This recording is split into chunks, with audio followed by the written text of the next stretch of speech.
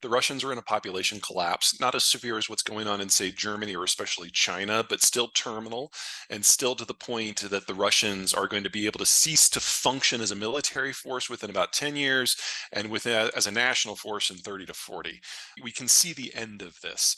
They believe, and I think they're broadly accurate in their assessment, that unless they can reposition strategically in a way that is not as manpower intensive, that they're lost. So if you look at the post-Soviet borders of the Russian Federation, they've got about 5,000 miles of contact with other powers that could potentially be hostile. But if they can absorb all of Ukraine and then the next tier of countries beyond them in order to anchor between the Black Sea, the Carpathians, and the Baltic, that 5,000 miles shrinks down to about 500 miles, and they can maintain that security perimeter with a much smaller military. So we're in this weird situation where I guess it was Catherine the Great who put it the best.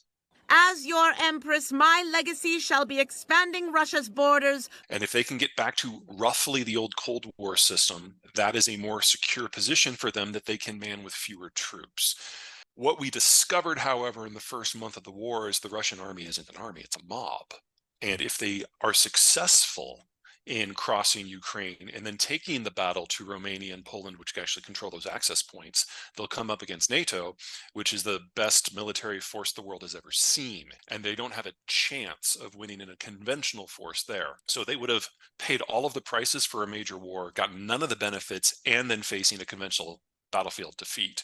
So I would guess, I mean, there's a number of ways that this could go, but if I would guess that the day after Ukraine falls, the Russians reposition their forces, get ready to march on the Danube and the Vistula and Warsaw, and call up Paris and London and Sweden and Stockholm and say, look, we're going to fire nukes at your cities tomorrow unless you publicly repudiate the NATO alliance with Romania, with Poland, with Estonia, Latvia, Lithuania. You let us know what you decide, the missiles fly at noon. Some version of that. That's the negative scenario. I'm not sure how I should say this. That is the Ukraine loss scenario, and that is the path that we risk being on now. The flip side is if Ukraine wins and achieves everything we've always hoped and gets all the Russians off of all of their land, it's not enough because the Russians now have launched a major war and not gotten the benefits of it yet. So they will try again and again and again and again and again. And that means that for the Ukrainians to be secure, they have to neutralize the logistical hubs within Russia proper that allow Russians to gather and launch conflicts. Those two cities, Belgorod and Rostov-on-Don, they're on the wrong side of the border. And if the Ukrainians do something to neutralize them, then the Russians will feel that they have to launch nukes for defensive reasons. So we're in this weird, horrible holding pattern where the best case scenario for everyone except for the Ukrainians is for the war to stay in Ukraine. If the Germans and the Swedes and the Brits and the French agree to give the Russians everything that they want, then maybe nukes won't be used. But I think if there's one thing that we've seen out of Putin and in Europe in general, is that when you give a dick everything he wants, he asks for more. The Vistula and the Danube are the minimum criteria for the Russian success. They're not the maximum. That would include Berlin. That would include all of Hungary. That would include all of Romania and Bulgaria. Predicting what people are going to do in that situation is obviously difficult, but to think that everyone in NATO has a military is just going to roll over, that ignores a lot of European history. If Russia fails here, they'll be unmoored in their own territory and lacking enough people in their 20s to launch another conflict. Continue at the current pace they've been going for the last 2 years for at least another 4 or 5 before they run out of equipment and men. But this is the last generation of Russian men in their 20s. The birth rate just collapses after this. So if they were going to do it, they had to do it now. And they were preparing for a world where they have very, very few men that can patrol their own population as well as their external borders. So this is Russia's last major war.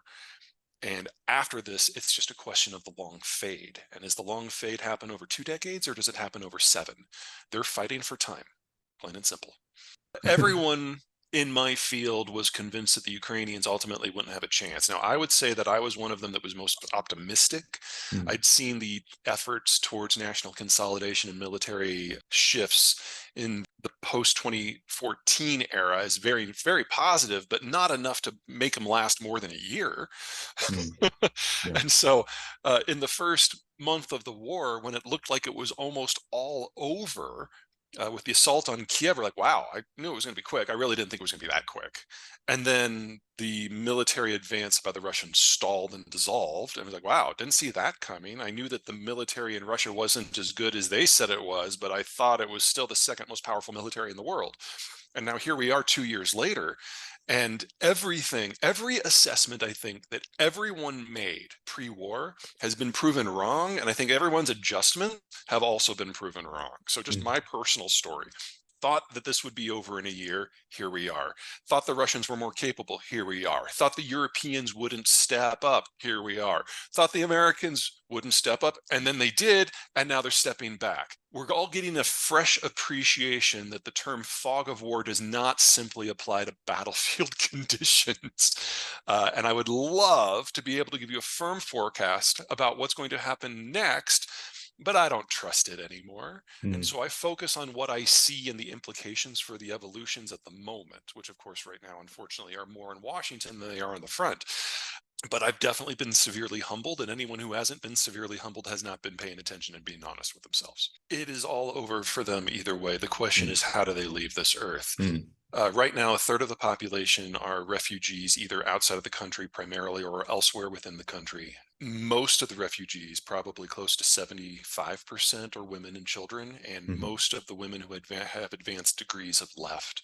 So Mm. they've lost their intellectual capital, they've lost their youth, they've lost their next generation, and they already had one of the world's worst demographic structures anyway as a result of the post-Cold War collapse. And that's before you consider the destruction because of the war or soldiers that are lost, which are almost exclusively under 40. So even if the Ukrainians win here, we are still in the final generation of the Ukrainian state. And considering that there's not a single place that the Ukrainians have fled to, they're throughout Europe. The dissolution of the ethnic identity itself now is pretty much baked into the cake. There isn't a future here. Now, some version of that is true for the Russians as well. The Russian birth rate is officially higher, but officially the data is made up. They just Mm. stopped collecting it 15, 20 years ago. So I have no doubt that the Russians are in a very similar situation. So we're looking at this entire Eastern European, Western Eurasian landmass depopulating. And this region doesn't border a zone that has positive population growth.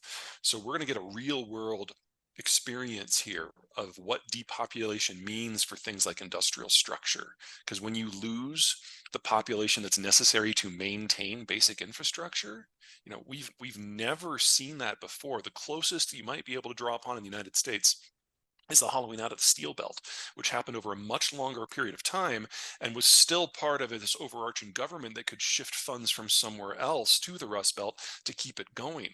Ukraine and Western Russia have nothing like that.